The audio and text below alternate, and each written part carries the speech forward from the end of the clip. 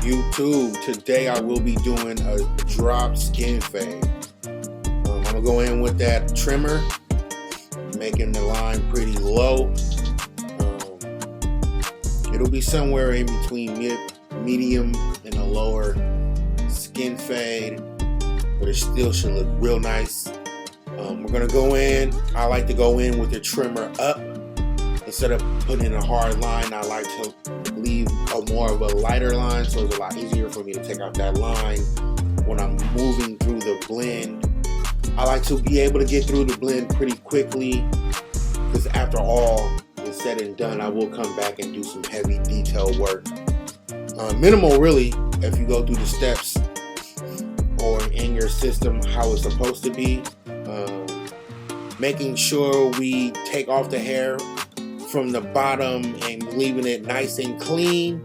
Notice how I'm trying to make that little guideline, the first guideline, as neat as possible.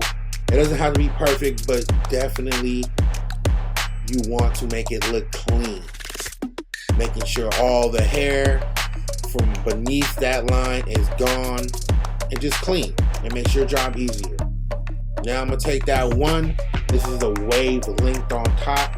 So I'm gonna take that one, going with the grain, brushing off any extra hairs, any extra debris, so I'm able to see this wave pattern and how the hair really needs to be cut, in which direction the hair needs to be cut, so I do not wind up leaving him with a gap or a hole in his head.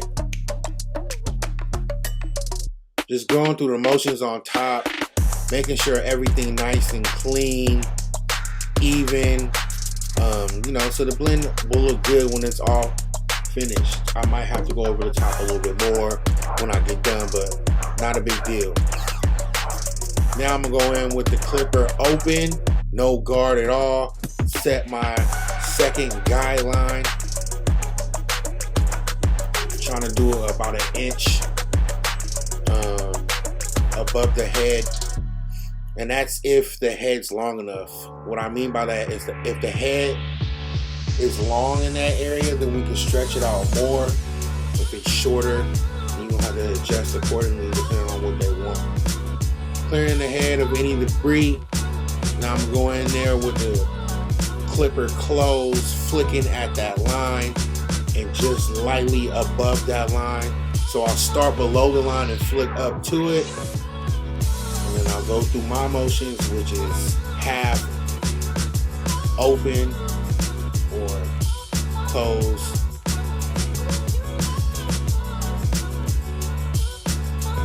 We're definitely gonna go in here and make sure everything is clean and smooth, trying to blend out any line that I would see. This is the time to do that.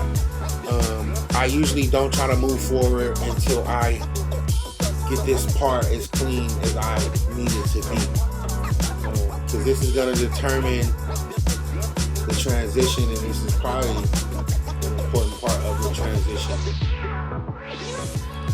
Now I'm going to slap on my one guard. Sometimes I go in open, sometimes I go in closed. This time I went in closed, kind of flicking at that line, going through my motions. Now we'll go halfway in and flick at the line, not trying to create any more lines. And lastly, we'll go all the way open. I'm going with the hair grain to kind of flatten. I don't want to say flatten it out, but smooth it out. I like to go down to smooth and up to cut. That's the half guard right there, doing a lot of work. That's the driver right there, man. That's the one that's gonna get it done every time. That guard right there is what brings the fade together. Going through the motions of close, half, open, flicking at that line so I get that line completely out of there.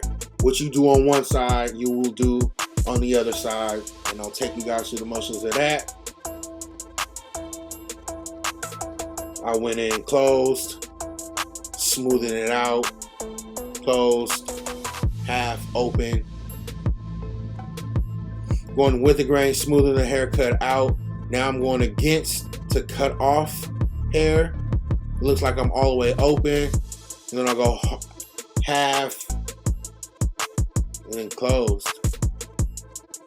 A lot of corner work. Notice how I'm using the corners to really trying to perfect my blend. This is what I'm saying, the detail work.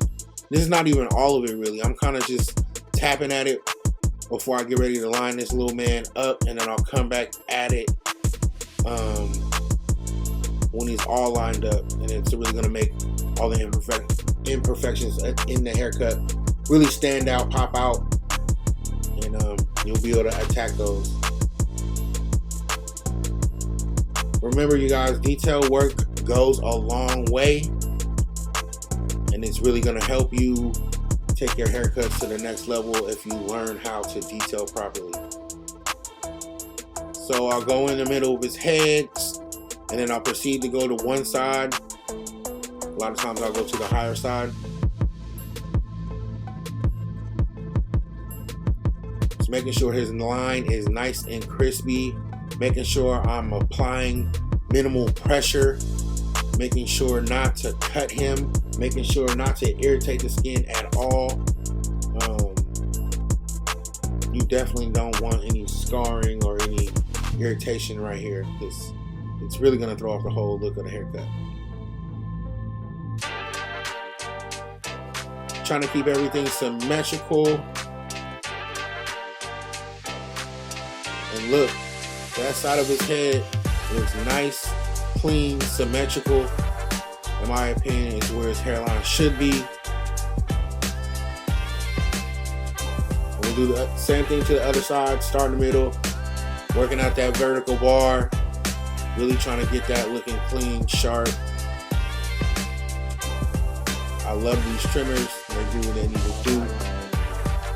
These ones hit real good too. And we'll hit that C-cup a little bit, very lightly. Couple taps. Same thing to the other side, using only my corners, very light touch.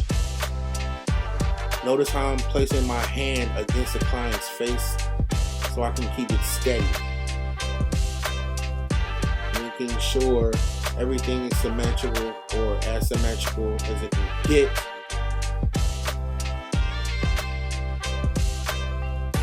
Really using those corners, man, and there it is. There's the masterpiece. That's what I came up with. I think that haircut is really clean, looks really good on him. If you like what you see, help support my channel. Like, comment, and subscribe. Until next time, guys.